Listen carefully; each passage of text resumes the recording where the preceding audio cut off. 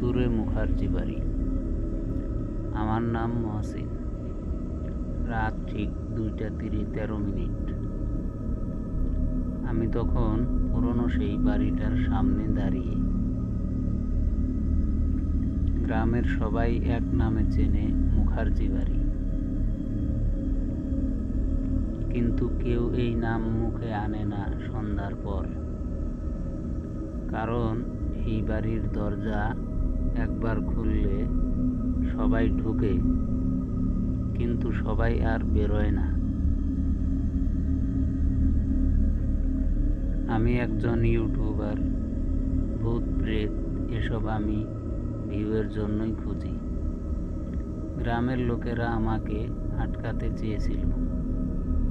এক বুড়ো বলেছিল, বাবা, ঘড়ি যদি ভেতরে ঢুকে বন্ধ হয়ে যায়, বুঝবি তোর সময় শেষ। আমি হেসে দরজায় হাত রাখলাম। দরজাটা নিজে থেকেই খুলে গেল।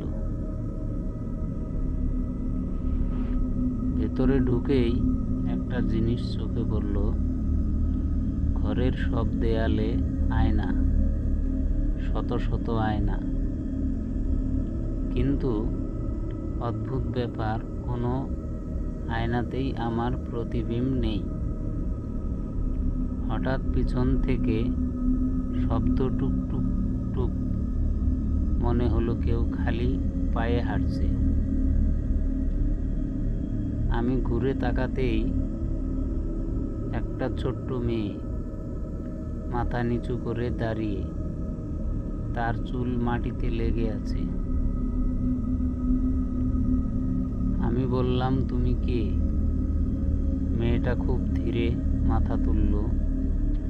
তার মুখ নেই, শুধু একটা কালো ফাঁকা গর্ত। ঘরের সব আয়নায় তখন একসাথে রক্ত ঝরতে শুরু করলো। একটা কণ্ঠস্বর চারদিক থেকে ভেসে এলো, আমাকে দেখছো? আমি চিৎকার করে দৌড় দিলাম, কিন্তু যত দৌড়াই করিডোর শেষ হয় না। হঠাৎ দেখি একটা ঘরে লাইট জ্বলছে।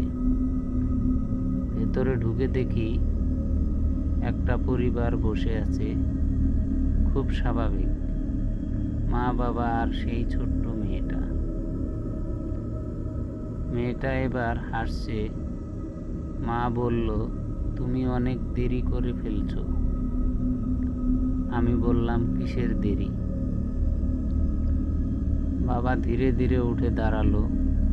তার গলা থেকে ঝুলছে দড়ি, আমাদের জায়গা নিতে। হঠাৎ বুঝলাম এই পরিবারটা মরে গেছে। আয়নার দিকে তাকিয়ে দেখি এইবার আমার প্রতিবিম্ব দেখা যাচ্ছে, কিন্তু সেটা আমার মতো নড়ছে না। ওটা হাসছে, আয়না ভেতরের। আমি বললাম, বাড়িটা খালি ছিল, এখন পূর্ণ হলো। ঘড়ির কাঁটা নড়ছে না। আমি দরজার দিকে ছুটলাম, দরজা নেই। চারপাশে শুধু আয়না। সব আয়নায় আমি, কখনো ঝুলন্ত, কখনো রক্তাক্ত, কখনো চোখহীন। শেষ আয়নাটার সামনে দাঁড়ালাম। সেখানে লেখা ছিল রক্ত দিয়ে, পরবর্তী অতিথিকে অপেক্ষা করো। ঠিক তখনই দরজা শব্দ করাত কেউ বাইরে থেকে ডাকলো, ভেতরে কেউ আছে? আমি চিৎকার করতে চাইলাম, কিন্তু আমার গলা দিয়ে শব্দ বেরোলো না। কারণ তখন আমি বুঝলাম আমি আর দর্শক নই, আমি এখন এই বাড়ির অংশ।